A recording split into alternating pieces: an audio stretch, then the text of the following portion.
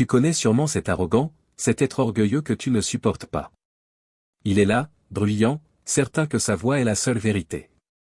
Il avance, sûr de dominer. Et toi, tu te retiens de crier, de te battre, de t'épuiser. Laisse-moi te dire un secret. Il existe une arme bien plus tranchante que n'importe quelle épée. Plus redoutable que n'importe quel coup de poing. Plus silencieuse qu'une frappe portée dans l'ombre la plus totale. C'est la réplique froide. L'arrogant se nourrit du bruit. Il doit crier pour masquer le vide. Il doit s'agiter pour prouver qu'il existe.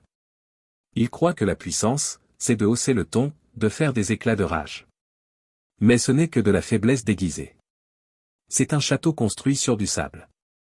La véritable puissance, mon ami, n'est pas de crier plus fort. C'est de le réduire au silence avec une seule phrase.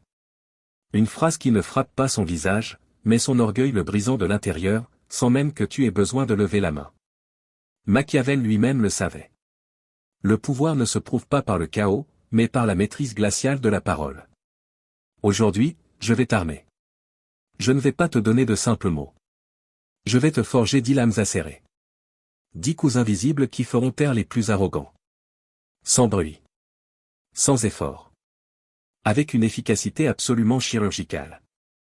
Si tu veux apprendre à faire plier les arrogants sans élever la voix, à utiliser des répliques qui imposent un respect total, alors abonne-toi dès maintenant. Ne bouge pas, car ce que tu vas entendre va, je te le promets, changer ta manière de dominer chaque interaction. Nous commençons l'armement. Les 10 lames du silence. 1. La confrontation silencieuse. La première lame frappe l'arrogant là où il se sent le plus fort, dans ses paroles. L'arrogant compense un vide intérieur par un excès extérieur. Imagine un instant que tu lui dises, tu parles trop fort pour quelqu'un qui a si peu de résultats. En fait, l'arrogance est un aspirateur à bruit. Plus il parle, plus il se convainc de sa propre importance. Mais cette phrase est un miroir brutal. Elle le ramène à la dure réalité de ses actes. Tu ne l'attaques pas frontalement. Tu le forces à regarder son propre reflet. Et crois-moi, ce reflet, celui de l'incapacité à transformer ses paroles en faits, lui est insupportable. 2. La douceur fatale. Imagine la scène. Il s'agite, il argumente, il cherche l'attention. Et toi, tu réponds avec un calme olympien. Je comprends. Tu as besoin qu'on t'écoute pour te sentir important. Tu n'es pas agressif. Tu es calme, presque empathique. Et c'est cette douceur qui est une arme de destruction massive. Tu es en train de déshabiller son jeu devant tout le monde. Son arrogance? Ce n'est qu'une mendicité déguisée, une demande d'attention désespérée. C'est l'humiliation suprême, car tu coupes la racine même de son besoin de domination. Les spectateurs comprennent, et peu importe s'il rit ou reste silencieux, il a déjà perdu. 3. Le refus de bataille. L'arrogant veut t'attirer dans la boue. Il veut que tu t'épuises à prouver ta raison. Ne lui donne jamais cette satisfaction. Réplique-lui, je ne débat pas avec des gens qui confondent volume et intelligence. Cette phrase glace l'atmosphère. Tu refuses le combat, et en refusant, tu gagnes. Tu lui dis implicitement, tu n'es pas à mon niveau. Tu le places dans la catégorie des faibles, de ceux qui n'ont que leur volume pour arme. La foule le sait, celui qui crie n'est pas celui qui a raison, c'est celui qui manque d'arguments. 4. La pitié inattendue. Au fond de lui, l'arrogant ne vit que pour l'admiration. Il veut être craint, envié. C'est son carburant. Voici donc la réplique qu'il faut. Tu veux être admiré, mais tu n'inspires que la pitié. En une seule phrase, tu fais basculer son image de « grandeur » vers celle d'un clown pathétique. Les spectateurs se rangent toujours du côté de celui qui ose dévoiler la vérité crue. Et la vérité, c'est que l'arrogant, derrière ses postures grandioses, n'est souvent qu'un enfant mendiant une reconnaissance qu'il ne recevra jamais. 5. Le piège machiavélien. Ceci est un bijou. Tu lui offres un choix qui n'en est pas un. Tu dis, le silence te rendrait plus intelligent que tes paroles. C'est un piège psychologique parfait.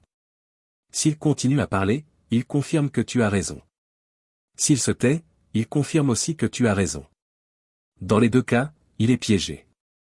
Voilà l'art subtil de le réduire au silence sans même avoir besoin de hausser la voix. Tu vois, ces répliques ne sont pas juste des phrases que l'on récite. Elles sont basées sur des leviers psychologiques profonds, l'orgueil, le besoin d'admiration, la peur du ridicule, la honte d'être exposé. L'arrogant n'est qu'un château de sable. Il a l'air solide, mais il suffit d'une seule vague, et cette vague, ce sont tes mots. Mais Machiavel aurait ajouté une chose, l'arme la plus puissante est celle que tu utilises rarement. Si tu balances ces répliques à tout va, elles perdront leur force. Choisis-les avec soin. Garde-les pour le moment fatal. La plupart des gens, face à l'arrogance, cherchent à se défendre, à prouver qu'ils sont meilleurs. Ils s'épuisent dans des batailles inutiles. Toi, tu dois comprendre que la meilleure défense, c'est la maîtrise. La froideur, c'est la supériorité. Les arrogants vivent dans le feu de l'ego.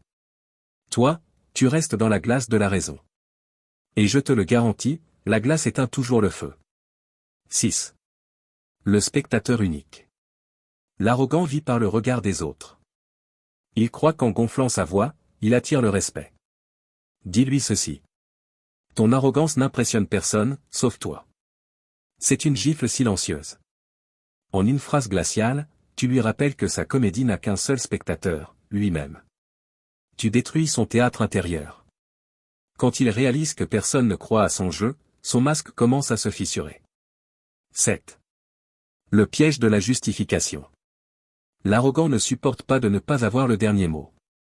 Il argumente, il se répète, il s'entête.